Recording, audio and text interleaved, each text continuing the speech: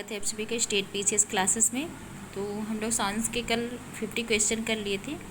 आज हम जीव विज्ञान के, कल मिक्सअप क्वेश्चन थे लेकिन आज केवल जीव विज्ञान के हैं। जीव विज्ञान के 55 क्वेश्चन करने वाले हैं, इंपॉर्टेंट क्वेश्चन जो सेलेक्ट किए गए हैं। तो आप लोग इसको देखिए, बहुत ही फ़ायदा होगा क्योंकि सब हिस्ट्री, पॉलिटी, ज्योग्राफी और सारे सब्जेक्ट के साथ साथ में आपको हिंदी को तो देना ही है समय, साइंस भी देना है क्योंकि साइंस का भी क्वेश्चन कम से कम कभी कभी रेशियो ज़्यादा भी हो जाता है पूछे जाने का क्वेश्चन। तो ये जो छोटे छोटे क्वेश्चन हैं ये नहीं गलत होना चाहिए। जैसे आप लोग कोई कमेंट करके बोलता है कि क्वेश्चन बहुत नॉर्मली हैं, बहुत मतलब इजी हैं, तो ऐसा नहीं है। आप इजी क्वेश्चन ही वहाँ पे गलत कर देते हैं। तो आपको ये ध्यान रखना है कि इजी क्वेश्चन बिल्कुल गलत नहीं करना है। और जितने भी ये करवाए जा रहे हैं ये ज़रूर आपको कहीं ना कहीं एग्ज़ाम में ये मिलेंगे, चाहे वो थोड़ा सा कहते नहीं सेम क्वेश्चन तो किसी का रिपीट नहीं करता है, लेकिन क्वेश्चन मिलेंगे। आप लोग जो है अच्छे से करिए इसको। और जितना भी दी जा रही वीडियो, चाहे वो साइंस की हो, चाहे हिस्ट्री की हो, पॉलिटी की हो, जिसकी भी वीडियो दी जा रही है आप लोग अच्छे से देखिए। तो चलिए शुरू करते हैं। आज का पहला क्वेश्चन है कि जीवन की मूलभूत इकाई यूनिट क्या है। तो ये किसको माना जाता है? कोशिका को माना जाता है कि अंग को माना जाता है कि ऊतक को कि नाभिक को? या नाभिक लिखा है, यहाँ पर नाभिक होगा, मिस्टेक हो गया है पीडीएफ में। तो न्यूक्लियर को कहते हैं कि सेल को कहते हैं कि टिश्यू को कहते हैं कि ऑर्गन को कहते हैं, जो कि जीवन की मूलभूत इकाई होती है। तो एक का राइट आंसर क्या हो जाएगा? ए हो जाएगा। कोशिका को जो है मूलभूत इकाई कहते हैं, इसको इंग्लिश में क्या कहते हैं? सेल कहते हैं। सेल ही जो है मूलभूत इकाई होती है। नेक्स्ट है कि कोशिका के बारे में निम्नलिखित में से कौन सा कथन सही नहीं है। आज थोड़ा टफ बनाए गए हैं क्वेश्चन, तो इसमें से कौन सी मतलब कोशिका के बारे में सही नहीं है वो आपको कथन बताना है। पहला कथन है कि कोशिकाओं के आकार और आमाप विशिष्ट कार्य से संबंधित होते हैं। दूसरा है कि कुछ कोशिकाओं के बदलते आकार होते हैं। तीसरा है कि प्रत्येक कोशिका में निष्पादन की अपनी क्षमता होती है। चौथा है कि सभी देह ऊतकों में एक ही प्रकार की कोशिकाएं विद्यमान हैं। तो इसमें से कौन सा सही नहीं ये देखना है। तो क्वेश्चन नंबर 2 का क्या सही नहीं है? तो इसमें कोशिकाओं के आकार आमाप विशिष्ट कार्य से संबंधित होते हैं, सही बात है। कुछ कोशिकाओं के बदलते आकार होते हैं, सही बात है। प्रत्येक कोशिका में निष्पादन की अपनी क्षमता होती है, सही बात है। सभी देह ऊतकों में एक ही प्रकार की कोशिकाएं विद्यमान होती है, ये गलत है क्योंकि सभी में एक प्रकार की कोशिका नहीं होती हैं, सब में अलग अलग होती हैं। तो डी इसका राइट आंसर हो जाएगा। क्वेश्चन नंबर 2 का डी, जो कि ये सही नहीं है, इसमें सही नहीं है ये। अब जरूर आप क्वेश्चन पढ़ते समय ध्यान दीजिएगा सही पूछा है कि नहीं, गलत पूछा है। नहीं तो बहुत क्वेश्चन गलत कर देते हैं हम लोग सही के चक्कर में। तो चलिए देखते हैं। तीसरा क्वेश्चन है कि निम्नलिखित में से कौन सा कोशिकांग पादप कोशिका में पाया जाता है किंतु जंतु कोशिका में नहीं पाया जाता है। इसमें से कौन सा पादप कोशिका में पाया जाता है लेकिन जंतु कोशिका में नहीं पाया जाता है, वो देखना है। तो क्लोरोप्लास्ट है कि एंड्रोप्लाज्मिक रेटिकुलम है कि माइटोकॉन्ड्रिया है कि राइबोसोम है। इसमें से कौन सा कोशिकांग जो है पादप कोशिका में पाया जाता है किंतु जंतु कोशिका में नहीं पाया जाता है? तो तीसरा का राइट आंसर ए हो जाएगा। क्लोरोप्लास्ट जो है जंतु कोशिका में नहीं पाया जाता है, ये पादप कोशिका में पाया जाता है क्योंकि इसी से क्या होता है, फोटोसिंथेसिस करके, प्रकाश संश्लेषण करके पौधे अपना भोजन बनाते हैं। नेक्स्ट है कि कोशिका का जीवित अंश जीव द्रव्य किसको कहते हैं, जिसको प्रोटोप्लाज्म कहलाता है, या किससे बना होता है? तो किससे बना होता है? केवल कोशिका द्रव्य से कि केवल केंद्रक द्रव्य से कि कोशिका द्रव्य और केंद्रक द्रव्य दोनों से? कि डी है कि कोशिका द्रव्य, केंद्रक द्रव्य और अन्य कोशिकांग से। तो क्वेश्चन नंबर 4 का राइट आंसर क्या हो जाएगा? तो डी इसका राइट आंसर हो जाएगा। यह जो है कोशिका द्रव्य और केंद्रक द्रव्य और अन्य कोशिकाओं से बना होता है, जिसको क्या बोलते हैं? इसको जैव द्रव्य बोलते हैं, प्रोटोप्लाज्म कहते हैं। क्वेश्चन नंबर 5 है कि 80% से अधिक कोशिका सेल में पाया जाने वाला पदार्थ कौन सा है? तो इसमें प्रोटीन पाया जाता है, चर्बी की, खनिज की, जल। तो क्वेश्चन नंबर 5 का राइट आंसर हो जाएगा डी। इसमें सबसे ज़्यादा जल पाया जाता है, 80% जल पाया जाता है, तो डी इसका राइट आंसर हो जाएगा। अगला क्वेश्चन है कि निम्नलिखित में से किस कोशिकाओं में नाभिक नहीं होता है? तो किसमें नाभिक नहीं होता? मूल रोम कोशिका में कि लाल रक्त कोशिका में कि प्लेटलेट में कि मोनोजाइट में? तो इसका राइट आंसर आरबीसी हो जाएगा। आरबीसी में जो है न्यूक्लियर नहीं पाया जाता है, तो बी इसका राइट आंसर हो जाएगा।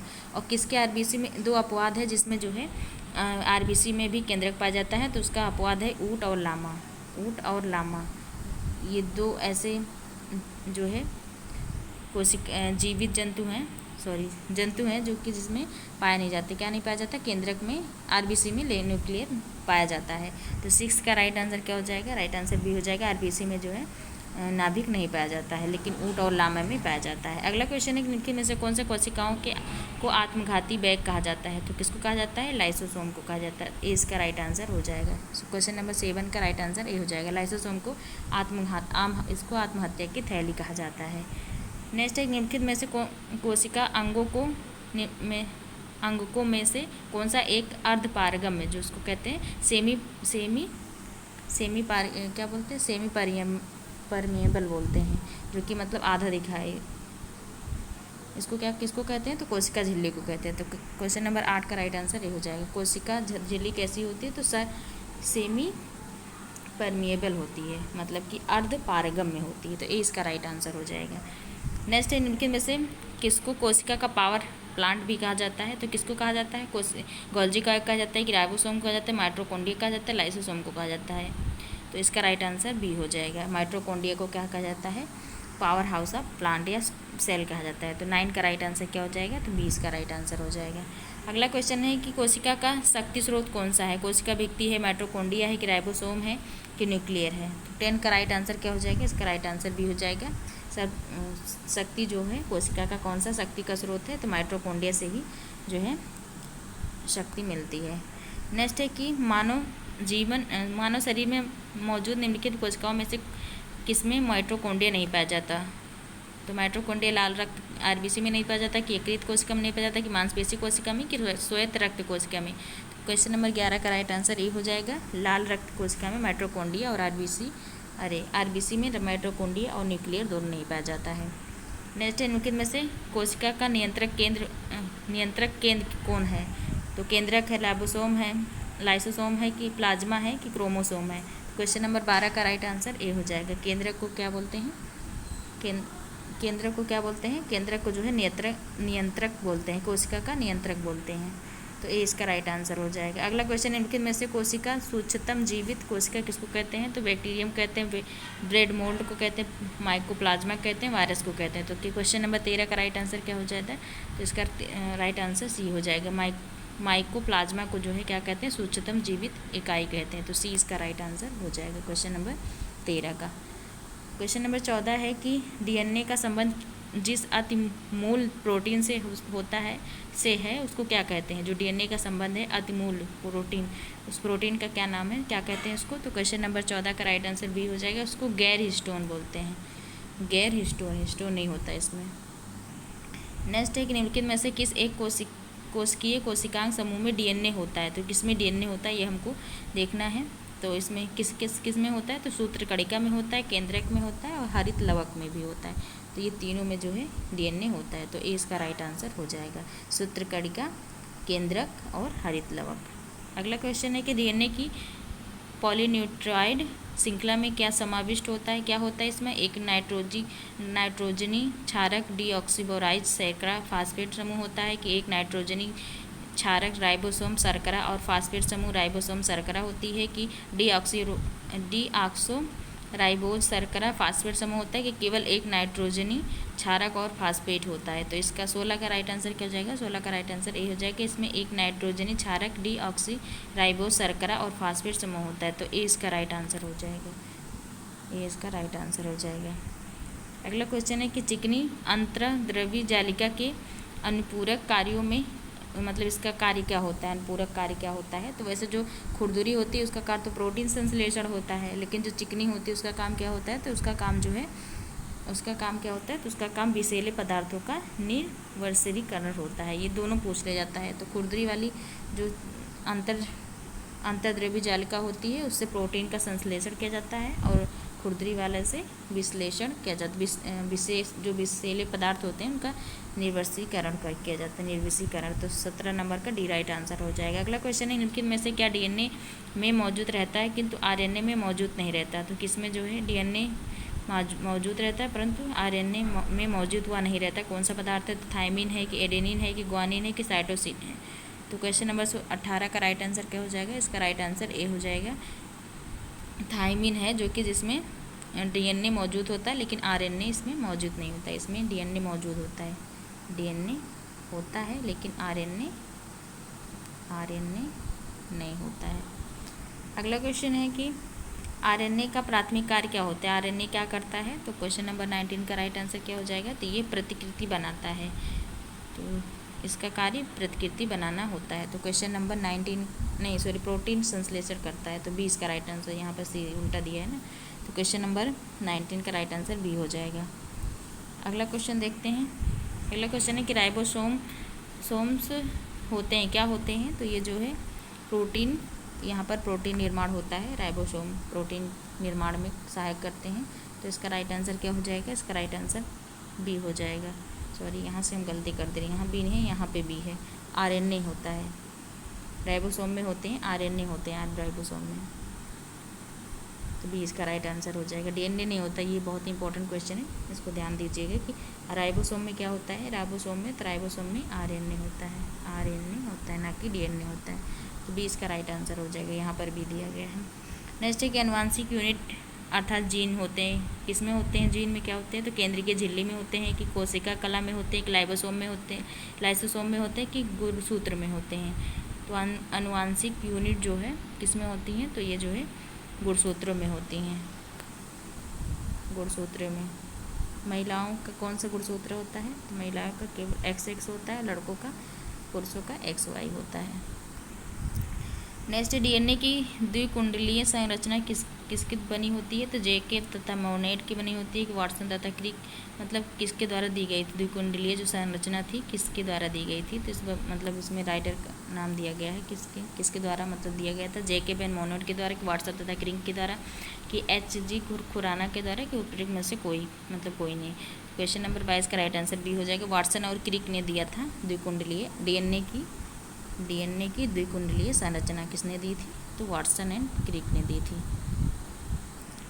अगला क्वेश्चन है कि सबसे पहले डीएनए को अलग किया था, किसने किया था? तो फ्रेडरिक हॉफ मिशन ने किया था, कि अल्फ्रेड कोर्सन ने किया था, कि फोबस लेविन ने किया था, कि वाटसन एंड क्रिक ने किया था? तो 23 नंबर का राइट आंसर क्या हो जाएगा? ए इसका राइट आंसर हो जाएगा। फ्रेडरिक हॉफ मिशन ने किया था, तो ए इसका राइट आंसर हो जाएगा। इसको डीएनए से अलग किया था, सबसे पहले डीएनए को अलग किसने किया था, ये पूछा था।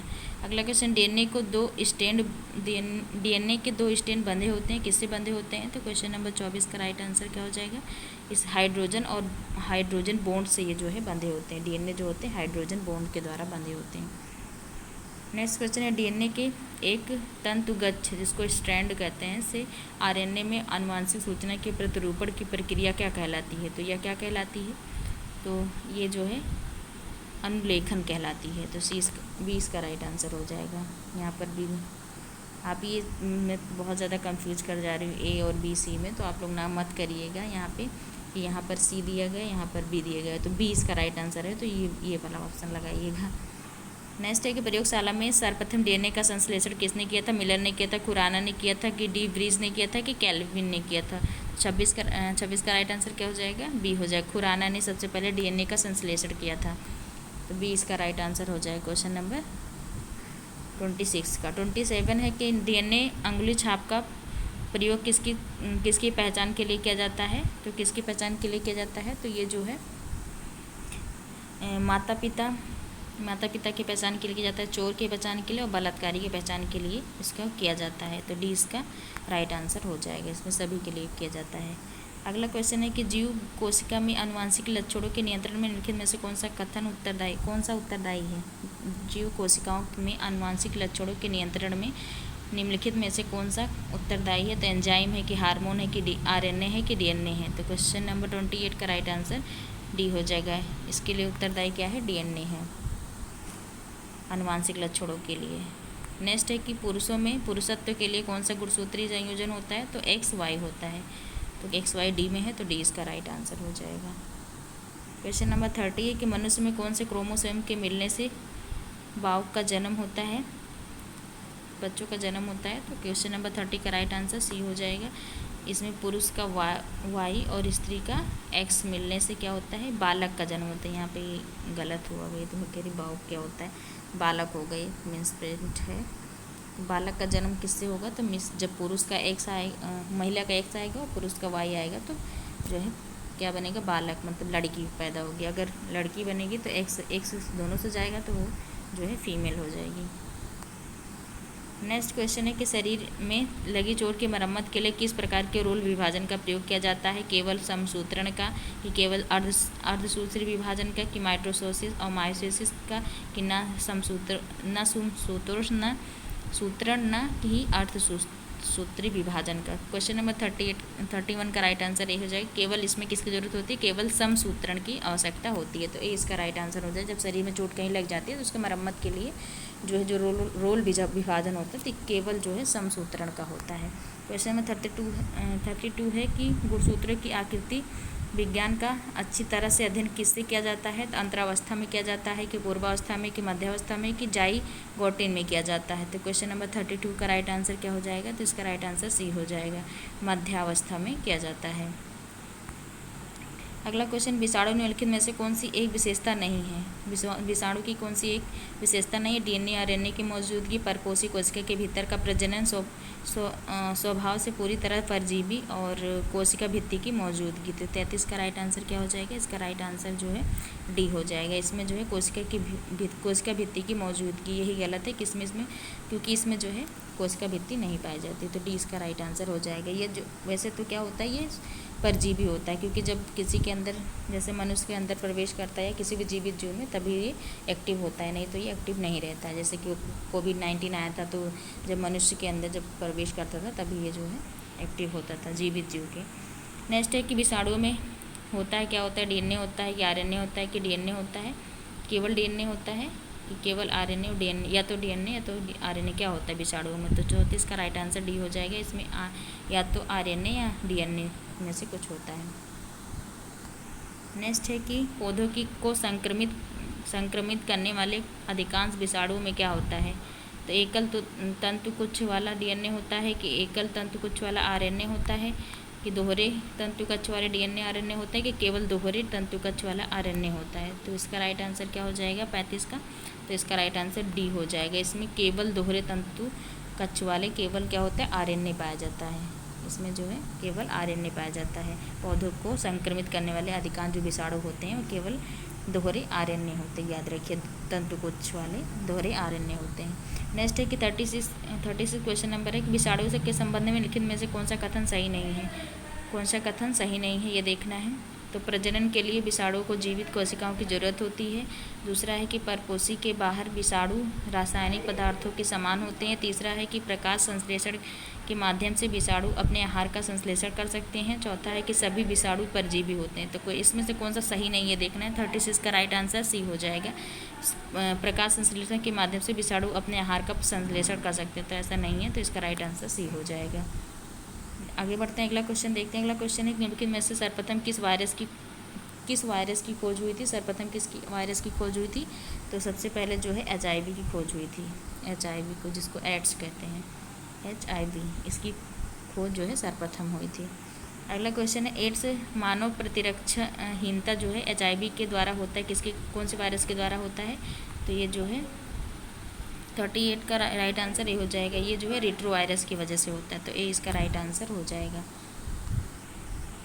क्वेश्चन नंबर 39 है कि जंतुओं में होने वाले फूड एंड माउथ रोग किसके कारण उत्पन्न होता है? तो ये जो है विषाणु के कारण उत्पन्न होता है, तो डी इसका राइट आंसर हो जाएगा। क्वेश्चन नंबर 40 है कि इबोला क्या होता है? इबोला क्या होता है? वायरस होता है, एक बैक्टीरिया होता है, प्रोटोजो होता है, कि कवक होता है? तो ये जो है ये वायरस होता है, इबोला वायरस होता है, तो ये इसका राइट आंसर हो जाएगा। 41 है कि दूध के दही के रूप में जमने का कारण क्या है? माइकोबैक्टीरियम है, कि स्टेफाइलोकोकस है, कि लैक्टोबैसिलस है, कि ईस्ट है? तो दूध के दही जमने का कारण क्या है? तो ये जो है इसका राइट आंसर लैक्टोबैसिलस हो जाएगा, तो सी इसका राइट आंसर हो जाएगा। 42 का क्वेश्चन है, 42 का निम्नलिखित में से कौन सा नाइट्रोजन फिक्सिंग बैक्टीरिया है? तो किसको कहते हैं? तो राइबोसोम को कहते हैं, राइजोबियम को कहते हैं। ये जो है किस में होता है? तो अधिकतर जो दलहनी फसलें होती हैं उसमें होता है। दलहनी फसलें में अधिकतर राइबोसोम, उसके जो जड़ों में जो है क्या पाया जाता है? राइजोबियम पाया जाता है, जिसकी वजह से नाइट्रोजन फिक्सीकरण होता है, तो इस भी इसका राइट आंसर हो जाएगा। 42 का बी राइट आंसर हो जाएगा। आगे बढ़ते हैं, अगला क्वेश्चन देखते हैं कि नाइट्रोजन स्थिरीकरण जीवाणु किस पौधे की जड़ के साथ जो है संयोजन करते हैं? तो दालें के, तो ये इसका राइट आंसर हो जाएगा। जो पल्सेस होती हैं, जो उसमें होता है।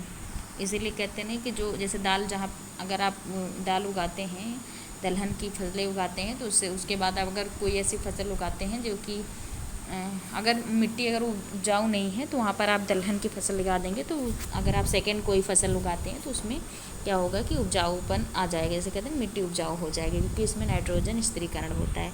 अगला क्वेश्चन है कि फलीदार पादपों की जड़ों में उपस्थित गांठों में पाए जाने वाले नाइट्रोजन स्थिरीकरण जीवाणु कौन से हैं?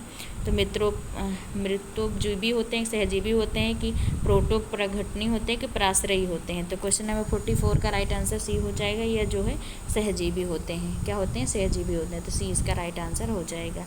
अगला क्वेश्चन है कि आनुवांशिक हेरफेर द्वारा प्राकृतिक पृथक्कृतों से विकसित जीवाणुओं का कौन सा जीवाणु विभेद समुद्र में बिखरे तेल का निवारण करने के लिए प्रयोग में लाया जाता है?